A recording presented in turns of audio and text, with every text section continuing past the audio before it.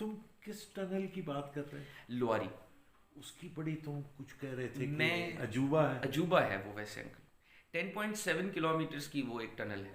10.7 7 kilometre kilometres almost 11 kilometre. Almost 11 kilo 11 kilometre आप उस tunnel के अंदर हैं। उस टनल के अंदर एक तो ट्रैफिक वैसे ही कम है।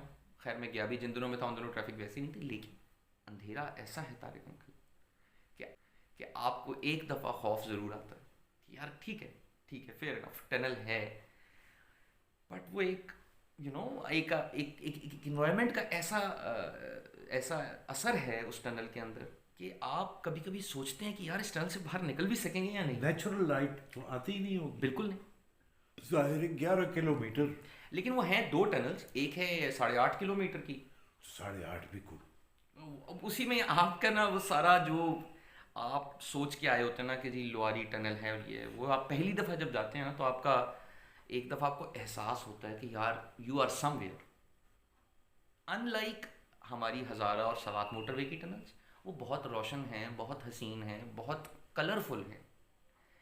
ये अंधेरी है और इसमें कुछ ऑक्सीजन की भी मसाइल हैं क्योंकि मुझे नहीं पता क्या डायनेमिक्स उसकी, लेकिन एक फीलर आता है कि आपकी क्योंकि हाइट भी है थोड़ी और ऑक्सीजन की भी थोड़ी कमी महसूस होती है। उस कमी में क्या फील होता है? कुछ बहुत ज़्यादा फील नहीं होता क्योंकि आप एक्चुअली ट्रैवल कर रहे होते हैं, लेकिन एक शायद मेंटल भी थोड़ा सा वो होता है एक इफेक्ट कि यार आप टनल में हैं तो आपको फील हो रहा है कि जी शायद ऑक्सीजन की कमी है, लेकिन कुछ ना कुछ है, लेकिन वो है मज़े का बस। तो मैं क्या मतलब ये कि वहाँ से जो ट्रैवल करते हैं जी वो उस टनल को क्रॉस करने के लिए अपने साथ क्या ऑक्सीजन का नहीं कोई नहीं नहीं नहीं नहीं नहीं नहीं इंतज़ाम रखें? नहीं ऐसा कुछ नहीं। ऐसे एक शायबा सा ज़रूर होता है आपको, लेकिन ऐसा नहीं कि आपको कोई सांस लेने में प्रॉब्लम होगी, ऐसा कुछ नहीं है।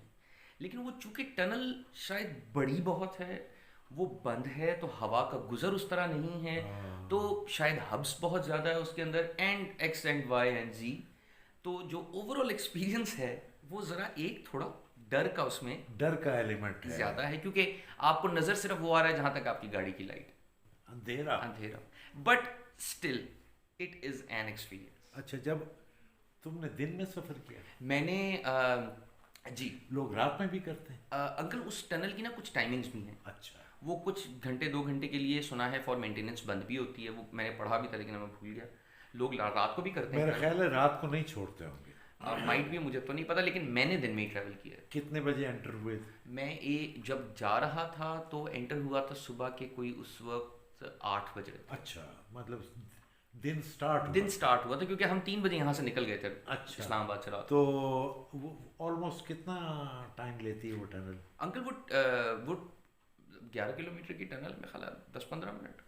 बस इतना ही है। तो एंटर हुए तो धूप थी और रोशन था। असल में जो असली एक्सपीरियंस मैं समझता हूँ वो वापसी पे हुआ, अच्छा। क्योंकि जब हम जा रहे थे और हमने लोअरी टनल हमने गए तो बर्फ़ नहीं थी उस वक्त। मतलब ताज़ी बर्फ़बारी नहीं हुई हुई थी, कहीं कहीं थी। बट ऑन माई रिटर्न अब हुआ ये कि टनल में मैं घुसा वापसी में? तो बड़ा अच्छा मौसम था, वेरी सनी, थोड़े बादल थे, बर्फ़ भी नज़र आ रही थी। लेकिन जब 11 किलोमीटर बाद मैं टनल से निकला तो ऐसा लग रहा था जैसे मैं स्विट्ज़रलैंड में, नीला क्लियर स्काई, ग्रीन दरख्त और सफ़ेद हुए वे सारे, ओ, और लाइव बर्फबारी हो रही थी वहाँ पर जब मैं टनल से निकला। यानी वो एक 10 मिनट पहले कुछ था जी, और 10-15 मिनट और के 10 मिनट के बाद जो है मंजर ही बदल गया। पूरा मंजर मैं तो अंकल मैं यानी यूं लगा कि जैसे किसी और जगह उठा के। ट्रूली ट्रूली स्पीकिंग ऐसे लगा कि शायद मैं इस 15 मिनट में इस अंधेरे से जो गुजरा हूं मैं कहीं और ही आ गया, कहीं और आ गया। क्योंकि वो अंकल वो इतने कमाल के मंजर थे कि मैं जब उस टनल से निकला तो मैंने जो है वो गाड़ी हमने रोक दी, फिर हमने चाय शाय पी वहाँ बैठ के, हम थर्मोस में चाय बनवा के लाए थे वो हमने पी बैठ के। मकसद वहाँ बैठने का सिर्फ ये था कि मैं देखूँ तो सही कि ये 10-15 मिनट में ऐसा क्या बदल गया कि मैं बाहर निकला हूँ तो मुझे मतलब खुद पे यकीन नहीं आ रहा कि 15 मिनट की डिस्टेंस के ऊपर माहौल ही बदल गया, बिल्कुल सारा कुछ। सब कुछ बदल गया। अरे, अब देखें, मेरा अपना दिल कर रहा है और मैं खुद KPK का हूँ, लेकिन मैंने ये एरियाज नहीं देखे हुए और ना गया। मैं मैक्सिमम कालाम तक चला गया हूँगा, और ये स्वात का जो इलाका है जो अरसे से, लेकिन जिन एरियाज़ की बिलाल बात कर रहा है, और देखें मेरी कितनी यानी हार्ड लक है, हार्ड लक ही कहना चाहिए, ये मेरी जो सुस्ती कहना चाहिए कि हुंजा, गिलगित, चिलास, बाबूसर, ये इलाके जो हैं नज़रों से अब तक ओझल हैं। तो बिलाल ये तो तुम्हारे साथ चलना पड़ेगा। ज़रूर हाजिर। है बल्कि मैं लोगों को कहूँगा चित्राल जाएं। चित्राल में ऐसी ऐसी जगह है तारिक अंकल, चित्राल के लोग बहुत अच्छे। ओ हो, कमाल लोग। मतलब I simply don't have any words to explain my feeling, what I felt there, what I felt meeting people. I mean आप देखें कि वहाँ पर आपको पता है शलवार कमीज़ का बहुत रिवाज है, हाँ, चित्राली टोपी का बहुत रिवाज है, और मैं ऐसे जीन्स टी शर्ट में ऐसे ही जैकेट के ऊपर अपना कैमरा डाल के पूरे चित्राल में घूम रहा था, और मेरा जहाँ दिल कर रहा था मैं तस्वीर खींच रहा था। किसी ने मुझसे आके नहीं पूछा आप कौन हैं, आप क्यों आए हैं, ये कपड़े क्या पहने ये हैं? कपड़े क्या पहने हैं, आपने ये तस्वीर क्यों खींची है, किसी ने मुझसे कुछ नहीं पूछा। मैंने 2-3 बुजुर्गों की तस्वीर खींची वहाँ पर, अच्छा, उनसे इजाज़त ली, हाँ, उन्होंने बड़ा वेलकम किया मुझे, हाँ, उन्होंने खींची ली तस्वीर। हाँ, फिर मेरा वहाँ से आगे अयून वैली और कैलाश काफरिस्तान भी, मैंने कभी यहाँ आए तो वहाँ ना जाए तो फ़ायदा। What an experience, zero infrastructure. Chitral से नीचे उतरे अयून और 2 घंटे लगते हैं, 2.5-3 घंटे वहाँ से चित्राल मेन सिटी से कैलाश जाने में। वो जो 2.5 घंटे का रास्ता तारिक अंकल, वो सब कचरा रास्ता है, कच्चा, अच्छा। रोड कोई नहीं है, पत्थर है और मिट्टी है। गाड़ी कौन सी जाती है? वहाँ लोकल गाड़ियाँ मिल जाती हैं। जीप में? नहीं, normal field type, pro box type गाड़ी जो है अच्छा, वो चली जाती है, लेकिन चूंकि उनके सस्पेंशंस पे काम हुए यो भी, वो पत्थरों के वो उनके वो बर्दाश्त कर लेती हैं सब कुछ। बट मैं समझता हूँ ज़रूर जाए, it is worth the time. आप वक्त निकालें, कुछ थोड़ा बहुत पैसा पास रखें और जाएं, इन इलाकों की सैर करें, है ना? अच्छा, तो मैं इस एंड पे कैलाश तक गया हूँ। खैर मेरा इरादा था कि हम चित्राल से ये फंदर, शंदूर, ये सब कुछ देखते दाखते फाइनली हम पहुँचे गिलगित इस रास्ते से, लेकिन वो चूँकि हमारे पास गाड़ी ऐसी थी जिसकी बहुत ज़्यादा रोड क्लियरेंस नहीं थी, तो फिर हमने रिस्क नहीं लिया। लेकिन ये रास्ता मेरा भी रहता है अभी चित्राल से गिलगित पहुँचने वाला। अच्छा, ये भी एक सुना है मैंने, बहुत हसीन, क्योंकि फंडर वैली है, फिर आगे शंदूर पास है, शंदूर पे वो हमारा जो पोलो का बहुत मशहूर फेस्टिवल होता है, हाँ। तो वो। अच्छा, देखो ये वैसे तुम्हारे लिए ये जॉब जो है ब्लेसिंग है कि इतने इलाके देखने को मिले। हाँ जी, अल्हम्दुलिल्लाह। लेकिन बास तुम्हारे साथ के कुलीग इंजीनियर्स ऐसे भी होते होंगे जिनको ना खाने पीने से शौक होता होगा, ना सैर व तफरीह से शौक होता होगा, ऐसा ही गए काम किया और आ गए। बिल्कुल। तुमने काम भी किया, लोगों से भी मिले, खाने भी खाए, खाने भी खाए। मोस्ट इम्पॉर्टेंटली हाँ, मैंने बहुत फोटोग्राफी की, हाँ, फोटोग्राफी का भी शौक रहा तुम्हें। बहुत ज़्यादा। इन इलाकों में आप मोबाइल से कह लें, प्रोफेशनल कैमरे से कह लें, तो मैंने जगह कोई नहीं छोड़ी जहाँ मैंने तस्वीर न खींची हो। अच्छा, और मैं शिंक्यारी भी गया, बुफे भी गया, मतलब मैं सिर्फ आपको मोटे मोटे नाम ले रहा हूँ जहाँ लोग नहीं जाते। ज़रूर जाना चाहिए। नहीं जाना तो चाहिए, लेकिन ये क्लियर करो ना कि आया वहाँ स्टे का 2 तरह का जाना है ना, 2-4 दोस्त इकट्ठे हो गए और चल खड़े हुए, और एक जाना फैमिली के साथ कि आप अपनी वेकेशंस जो हैं किसी अच्छी जगह, पुरसुकून जगह, प्यारी जगह, जहाँ मंज़र भी हो, कुदरत के नज़ारे भी हों, लोग भी अच्छे हों, विद फैमिली जाना चाहें।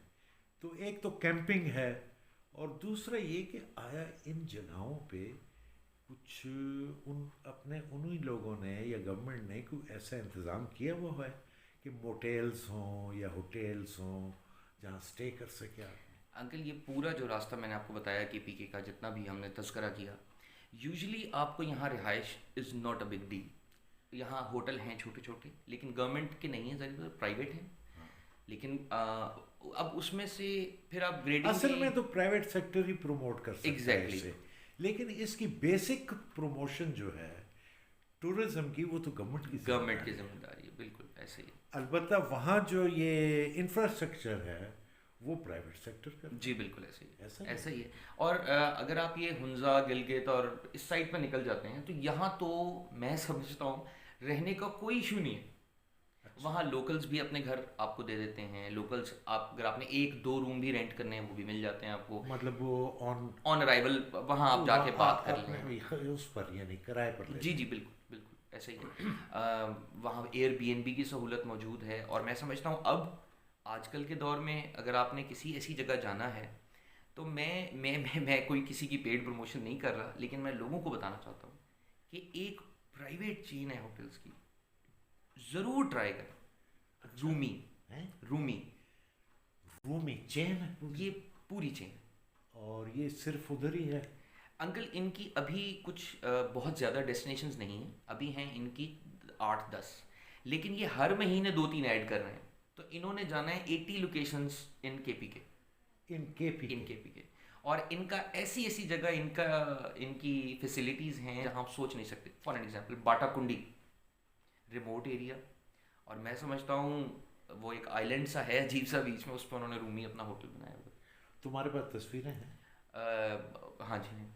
रूमी? हाँ जी हैं, मैं चित्राल में रूमी में रुका हूँ जाके। हाँ। और मैं इम्प्रेस हुआ हूँ उनके स्टाफ से, उनकी सर्विसेज सर्विसेज? से, उनके पैसों से।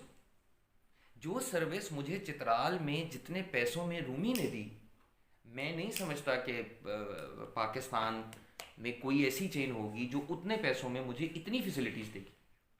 अच्छा। मैं और इतने वो खुश दिल लोग। और वहीं के लोकल? जो मैनेजर था हमारा वो हुंजा का था, बाकी स्टाफ सारा चित्राल का ही था। अपर चित्राल, लोअर चित्राल, यहीं के थे सारे। मतलब मुझे बिल्कुल फील नहीं आया कि मैं किसी होटल में। बट मैं ये कहना चाह रहा हूँ कि ज़रूर जाएं, रूमी में स्टे करें। इनके बहुत अच्छी अच्छी डेस्टिनेशंस पे इनकी फैसिलिटीज़ हैं। गुलमीत में है, मतलब गुलमीत हुंजा की बहुत प्यारी जगह है। सोस्त में है। RUMI? ROOMY। ROOMY? Rumi? Rumi, room से रूमी। ओ हाँ जी, अच्छा, रूमी। रूमी। रूमी का मैं तुम्हें एक लतीफ़ा सुना। मौलाना रूम बहुत और मशहूर, मैं वहीं का लोकल। लोकल था वहाँ का, उसके कज़न की ज़मीन थी, हमारे उसमें वहाँ रेस्टोरेंट बनाया हुआ था छोटा सा। अच्छा, और क्या अजीज restaurant? रिश्तेदार हैं। मैंने एक्सपेक्ट ही नहीं किया था कि इतना दाढ़ी मॉडर्न रखी रेस्टोरेंट हुई है और ईगल्स बड़े नेस्ट के दीनी। साथ बना मिल जाएगा मुझे। और उसकी हो गई मैंने शादी। एक्सपेक्ट के भी नहीं किया। शादी हो गई तो उसका, उसके बारे में जो भी वो फिर होता रहा जी, शादी के बाद ये करता है, ये करता है, ये करता है। तो उसके जो उसकी जो शोहरत हुई वो ज़रा और तरह की थी। तो उसका एक दिन मामू आया, उसने अपनी बहन के ज़ुबानी सुन लिया कि ये जो है ये। तो वो जब आया लड़का तो ये उसकी दाढ़ी वाड़ी भी थी और सर पे पगड़ी भी थी। तो उसे कहा यार तुम तो मौलाना रूम हो गए। अच्छा, वो बड़ा खुश हुआ कि ये मुझे मामू ने मौलाना रूम के साथ मिला दिया। उसने कहा ज़्यादा खुश ना हो, मैं मौलाना रूम तुम्हें इसलिए कह रहा हूँ, तुम हर वक्त रूम में घुसे रहते हो। अच्छा, तो ये रूमी वो है। जी, आई सी, रूम से रूमी हो गया। रूम जी से जी। रूमी, रूम से रूमी। ठीक।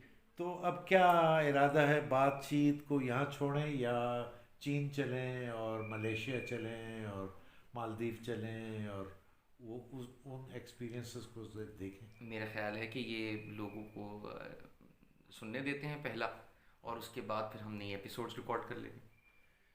पहले पे ज़रा लोगों का वो देख भी लें लोग ज़रा। जी, तो बिलाल के साथ गुफ्तगू का ये मरहला 4 किस्तों में इख्तिताम पसीर हुआ।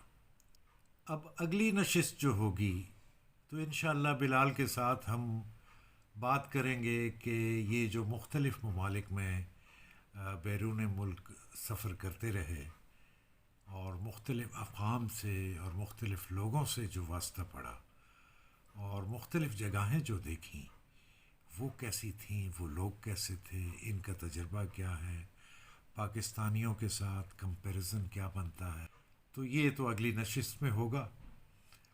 तो तब तक के लिए इजाज़त, यानी इजाज़त से मुराद ये कि बिलाल के साथ अगली नशिस्त तक इस सिलसिले की इजाज़त। और चैनल को देखते रहिए, सब्सक्राइब कीजिए, बेल आइकन का बटन दबाइए, दोस्तों के साथ शेयर कीजिए। Thank you very much. अल्लाह हाफिज़।